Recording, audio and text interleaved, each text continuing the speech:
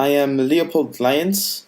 I'm in charge of scenario number 2, which is a small-sized photographic and printing business. I will be analyzing the extent to which that business should keep on using their commercial softwares over some free and open source softwares. Some background information behind my scenario is that the company owns 50 desktops, which are all around 5-year-old computers, and they all have either Windows XP or Windows 2000. The company also owns 2 servers and only uses commercial softwares. However, the softwares are switching to a subscription model, which means that they're going to be paid multiple times over a certain amount of time. It could be monthly, it could be yearly. It's not a one-time pay business anymore. Unfortunately for the company, it's running low on money, which is really inconvenient. Another information is that the staff of the company exchange files through their emails, and also that their clients mostly use Windows as well. The current commercial softwares that the company is using are Adobe Photoshop, Internet Explorer, Microsoft Outlook, and I also assume that they were using Adobe Illustrator because they're doing video editing, and creating drawings and other pieces of art like that can be really useful to incorporate in those photos. Some of the benefits of the current commercial softwares that they're using is that they're more reliable. So when a staff member would be using Adobe Photoshop or Illustrator, it's really unlikely that the program is going to crash. So like the staff would be losing everything they've done because they could have forgotten to save or something like that. In addition, these softwares are mostly user-friendly. When you go on Adobe Photoshop or Illustrator, it's mostly straightforward, and the staff has already worked on those softwares before, so they know what they're doing already. Also, these softwares are complete and stable because they're commercial softwares, so the companies giving them out have made sure that it's complete, everything's done inside of them. Also, the companies give proper attention to these softwares, so if a bug is found by the users and is reported, the company will fix it as soon as possible. Some flaws of the current commercial softwares are that, number one, they cost money, and they have just switched to a subscription model, which means that they're now going to cost even more money. In addition, the users won't have access to their source code, which is really big because if the user needs to do something or a specific edit to the picture, they won't necessarily be able to edit the software itself to be able to do that edit.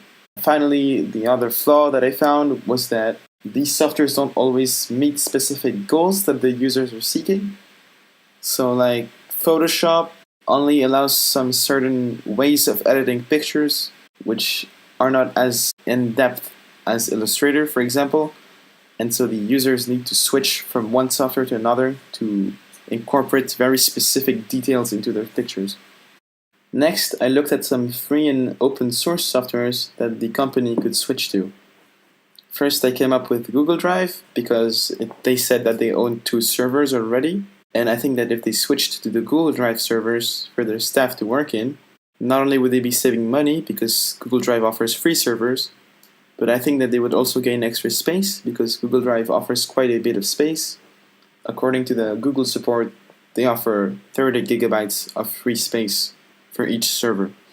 So that would be 60 gigabytes of space in total, and considering that the company is only a medium-sized company, I don't think that this space would be exceeded by the users.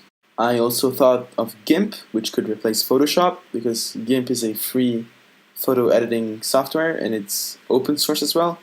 So not only would the company staff be able to use a new version of Photoshop for free, but they would be able to access its source code and edit it to get some specific features out of it. I also looked at a way of replacing Internet Explorer, which is really bad, and I came up with Google Chrome because it's free, it's effective, and it's really compatible with Google Drive, so the users or staff could be working together with the two softwares without any issue.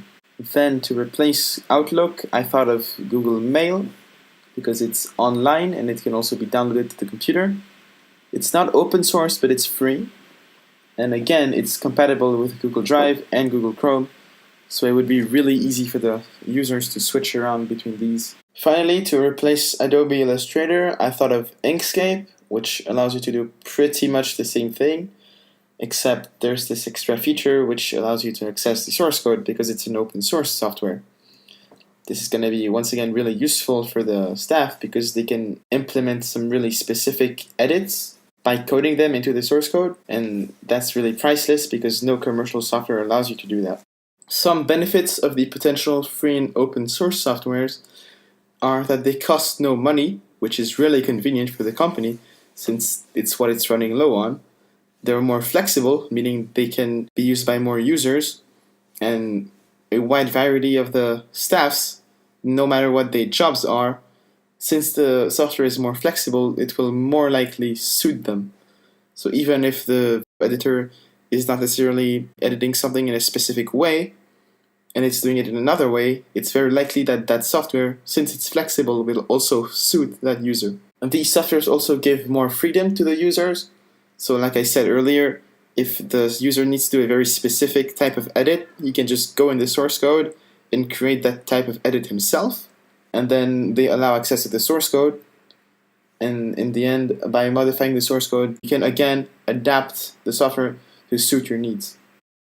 Now, the potential free and open source softwares also have flaws, but nothing is perfect. So one of the flaws is that some of the softwares are less reliable than others. So some really poor software that are open source might crash when you're using them, or if you're doing some really powerful task, the software might not be able to handle it. These softwares also tend to be less user-friendly. So most of the staff that is already used to Photoshop or Adobe Illustrator, which is very straightforward and more easy to use, might be scared or feel imposed by these new softwares. That's just a matter of time and getting used to. And there's a bunch of tutorials on YouTube and on Google. Finally, most of the time, these open source softwares don't have as much bug fixing updates as commercial softwares, because commercial softwares have responsibilities that they need to keep up with, while the open source softwares don't really have that many responsibilities. In the end, to answer the question to what extent the company should stick to their commercial softwares over switching to open source softwares, my answer and the solution to this problem would be switch to the open source softwares, just because of the company's financial state, and especially if the commercial softwares are switching to a subscription model, which is going to cost them even more. Another factor that affects my answer is that the employees will be able to use more advanced softwares because they can adapt the software to their own needs, which will make the software be much more in-depth.